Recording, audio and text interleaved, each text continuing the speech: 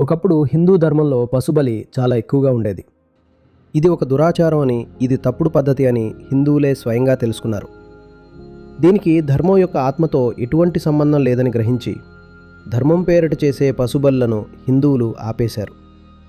దీనికి ధర్మానికి ఏ సంబంధం లేదని వారే గ్రహించారు.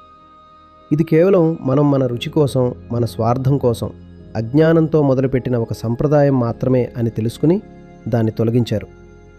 అందుకే చాలామంది హిందువులు శాకాహారులుగా మారారు. నేటికీ ప్రపంచంలో శాకాహారుల్లో అత్యధికులు హిందువులే. ఇప్పుడు హిందువుల్లో మాంసాహారం పెరిగినప్పటికీ ప్రపంచవ్యాప్తంగా శాకాహారుల్లో ఇప్పటికీ హిందువులే ఎక్కువ. ఇది కేవలం ఒక సంప్రదాయం మాత్రమే కాదు. దీని వెనుక ఒక మర్మం ఉంది, ఒక సిద్ధాంతం ఉంది, ఒక గొప్ప దర్శనం ఉంది. వేదాంతం మనకు ఏదైతే బోధించిందో దాని సారాంశం ఒక్కటే, అదే అహింస. సకల జీవుల పట్ల, ఈ సృష్టిలోని చైతన్యం పట్ల ఒక ఏకత్వ భావం. మరి ఎవరిని ఎలా బాధపెట్టగలం?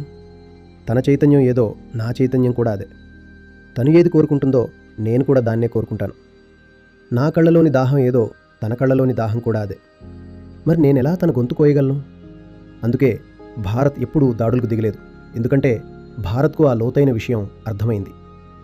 ఆ విషయం ఎవరికి అర్థమవుతుందో వారిలోని హింస మటుమాయమవుతుంది.